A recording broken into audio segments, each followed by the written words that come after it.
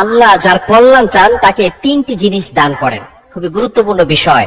যদি আল্লাহ তাআলা আপনার কল্যাণ চান তাহলে আপনাকে তিনটি জিনিস দান করবেন, এবং এই তিনটি জিনিস পাওয়ার পরে আপনি দুনিয়াতেও শান্তি পাবেন এবং আখিরাতেও শান্তি পাবেন। নাম্বার 1, 1 নাম্বার হচ্ছে, যদি আল্লাহ তাআলা কারো কল্যাণ চান তাহলে আল্লাহ তাআলা তাকে দ্বীনের সঠিক বুঝ দান করে দেন। আমরা সবসময় সঠিক পথে থাকতে চাই, সঠিক পথে চলতে চাই।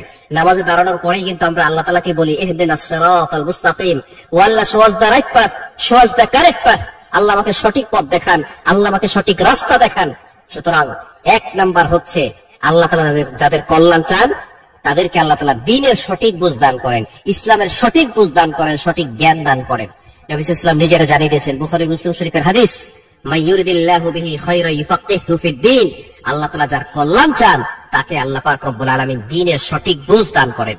আপনি দুনিয়ার ভিতরে সবকিছু ঠিকঠাক মতো চলছে, সবকিছু ঠিকঠাক মতো দেখতেছেন আপনার চোখ দিয়ে, কিন্তু আপনি ইসলামকে দেখেন না, আপনি কোরআন দেখেন না, কোরআনের আয়াতগুলো দেখেন না, নবী সাল্লাল্লাহু আলাইহি ওয়াসাল্লামের হাদিসগুলো আপনি দেখেন না, তাহলে কিন্তু আল্লাহর কাঠ করে আপনাকে জবাবদিহি করতে হবে।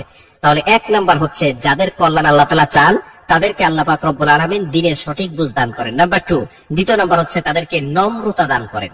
নম্রতা তার ভিতরে উদ্রেক হয়, সে নম্র একজন মানুষ হয়। নবী সাল্লাল্লাহু আলাইহি ওয়াসাল্লাম কিন্তু আদর্শ মানুষ ছিলেন, তিনি সকলের সাথে ভালো ব্যবহার করেছেন। তিনি কখনো বাচ্চাদেরকে গালিগালাজ করেন নাই, বাচ্চাদেরকে ধমক দেন নাই।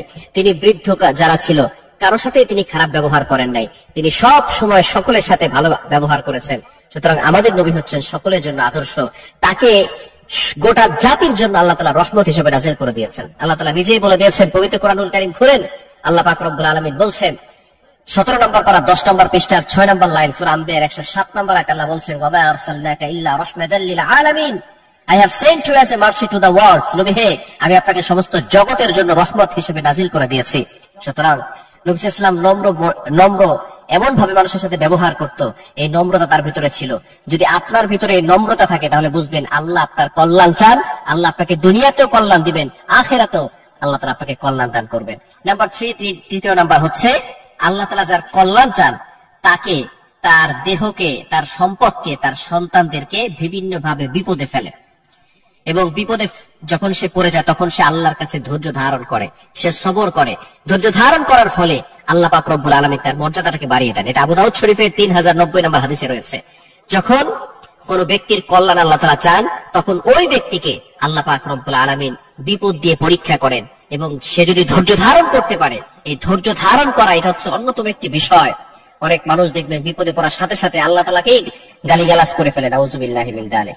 এজন্য অবশ্যই নবীজি সাল্লাল্লাহু আলাইহি ওয়াসাল্লাম জানিয়ে দিয়েছেন, আবু দাউদ শরীফের 3090 নম্বর হাদিস, বিপদ আসবে আপনার কাছে, আপনাকে ধৈর্য ধারণ করতে হবে, আল্লাহর প্রতি ভরসা আপনার রাখতে হবে। আপনি চিন্তা করবেন, হাসবুনাল্লাহু ওয়া নি'মাল ওয়াকিল, আমার রব আমার জন্য যথেষ্ট, আমার আল্লাহ আছেন, আমাকে আমার আল্লাহ একা ছেড়ে দিবেন না। আপনার রব আপনাকে ছেড়ে দেয় নাই, আল্লাহ তাআলা আছেন। আল্লাহ তাআলা নিজে বলছেন সূরা যুহার 5 নম্বর আয়াতে, ওয়ালা সাউফা ইউতিকা রাব্বুকা ফাতারদা, আপনাকে আপনার রব এমন কিছু দিবেন আপনি স্যাটিসফাই হয়ে যাবেন, আপনি সন্তুষ্ট হয়ে যাবেন। আপনার রব আপনাকে ছেড়ে দেয় নাই, এজন্য আল্লাহর প্রতি ভরসা রাখবেন। আল্লাহ তাআলা যাদের কল্যাণ চান এই 3টি জিনিস তাদেরকে দান করেন। 1 নাম্বার, দ্বীনের সঠিক বুঝ তাকে দান করেন। দ্বিতীয় নাম্বার, তাকে নম্রতা দান করেন, এবং তৃতীয় নাম্বার হচ্ছে